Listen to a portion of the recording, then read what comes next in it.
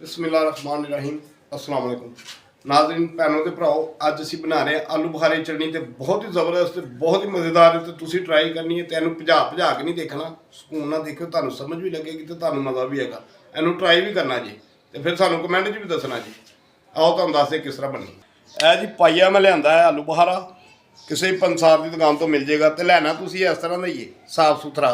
ਇਹਦੇ ਵਿੱਚ ਕੋਈ ਹੋਏਗਾ ਇਹ ਕਾਲਾ ਜਿਹਾ ਇਹੋ ਜਿਹਾ ਨਹੀਂ ਲੈਣਾ, ਠੀਕ ਹੈ। ਤੁਸੀਂ ਇਹਦੇ ਨਾਲ ਦਾ ਲੈ ਕੇ ਆਣਾ ਇਸ ਤਰ੍ਹਾਂ ਦਾ।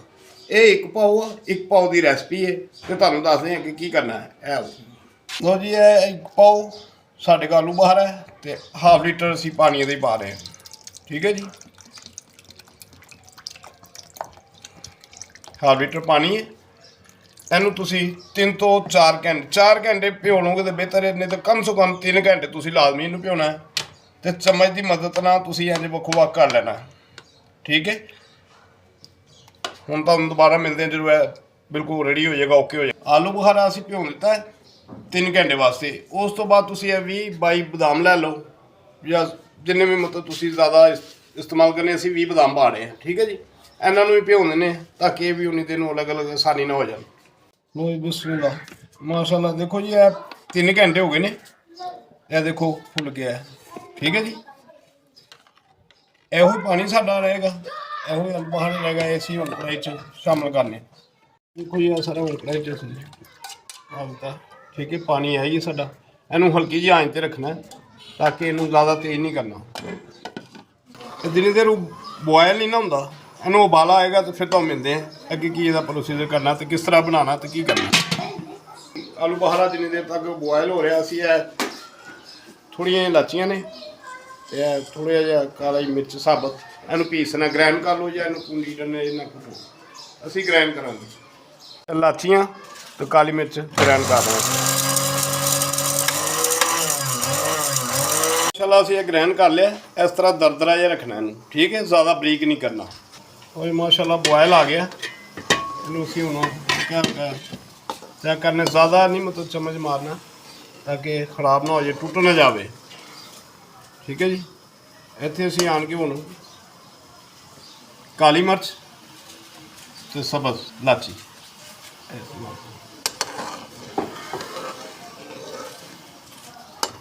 15 ਮਿੰਟ ਹੋ ਗਏ ਨੇ। ਉਸ ਤੋਂ ਬਾਅਦ ਤੁਸੀਂ ਇਹ 400 ਗ੍ਰਾਮ ਚੀਨੀ ਪਾ ਦੇਣੀ ਇਹਦੇ 'ਚ, ਠੀਕ ਹੈ। हल्का जिहा ਇਹਨੂੰ ਹਿਲਾ ਦੇਣਾ। ਚੀਨੀ ਮਿਕਸ ਹੁੰਦੀ ਹੈ ਤਾਂ ਮਿਲਦੇ ਦੁਬਾਰਾ। ਬਿਸਮਿल्लाहिर्रहमानिर्रहीम। ਇੱਥੇ ਆ ਕੇ ਅਸੀਂ ਜੀ ਚੌਥਾ ਹਿੱਸਾ ਕਾਲੇ ਨਮਕ ਦਾ। ਇਹਦਾ ਆਪਣਾ ਕਲਰ ਵੀ ਮਾਸ਼ਾਅੱਲਾ ਬਹੁਤ ਖੂਬਸੂਰਤ ਹੁੰਦਾ, ਪਰ ਅਸੀਂ ਇਹਦੇ ਖੂਬਸੂਰਤੀ ਵਾਸਤੇ ਰੰਗ ਕਲਰ ਦੇ ਰਹੇ ਹਾਂ ਜ਼ਰਦਾ ਦਾ, ਠੀਕ ਹੈ ਜੀ। ਦੇਖੋ ਤੁਸੀਂ ਇਹ ਵੀ ਰੰਗ ਪਾ ਸਕਦੇ ਜੇ, ਅਗਰ ਤੁਹਾਡੇ ਕੋਲ ਰੂਹ ਅਫਜ਼ਾ ਹੈਗਾ ਜਾਂ ਜਾਮੇ ਸ਼ਰੀ ਹੈਗੀ ਤੁਸੀਂ ਉਹ ਵੀ ਇਸਤੇਮਾਲ ਕਰ ਸਕਦੇ ਜੀ।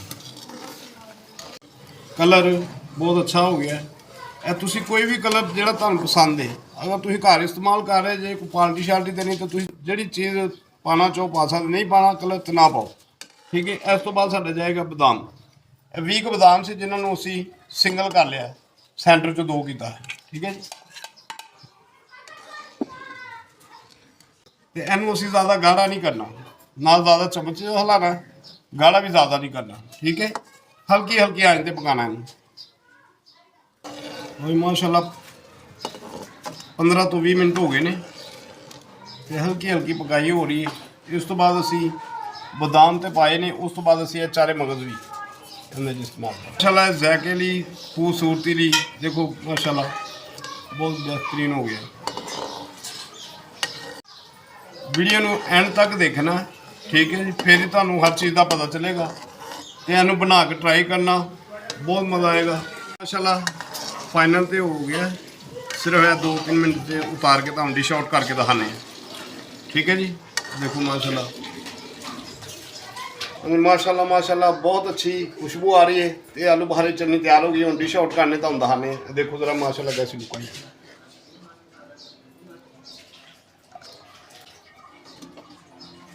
ਇਸ ਤਰੀਕੇ ਨਾਲ ਤੁਸੀਂ ਡਿਸ਼ ਆਊਟ ਕਰਨਾ। ਇੰਨੀ की गाढ़ी रखनी है, हाले ठंडी होनी है तो होर ज़्यादा गाढ़ी हो जाएगी। इस तो ज़्यादा नहीं करनी, ठीक है जी। माशाल्लाह देखो कितनी खूबसूरत, कितनी मज़ेदार, कितनी खुशबू आ रही। ਤੁਸੀਂ ਅੰਦਾਜ਼ ਨਹੀਂ ਲਾ ਸਕਦੇ। ਤੇ ਤੁਸੀਂ ਇੱਕ ਦਫਾ ਬਣਾ ਕੇ ਜ਼ਰੂਰ ਟਰਾਈ ਕਰਿਓ। ਜੀ ਨਾਜ਼ਰੀਨ, ਐਸੀ ਡਿਸ਼ ਤਿਆਰ ਕਰਤੀ ਹੈ ਤੁਹਾਨੂੰ ਆਲੂ ਬੁਖਾਰੇ ਚਟਨੀ। ਠੀਕ ਹੈ, ਮਾਸ਼ਾਅੱਲਾ ਤੁਸੀਂ ਬਣਾਓ, ਤੁਹਾਨੂੰ ਮਜ਼ਾ ਆਏਗਾ। ਦੁਬਾਰਾ ਅਸੀਂ ਨਵੀਂ ਰੈਸਪੀ ਦੇ ਨਾਲ ਦੁਬਾਰਾ ਹਾਜ਼ਰ ਹੋਵਾਂਗੇ। ਉਨੀ ਦੇਰ ਤੱਕ ਇਜਾਜ਼ਤ, ਅੱਲਾ ਹਾਫਿਜ਼।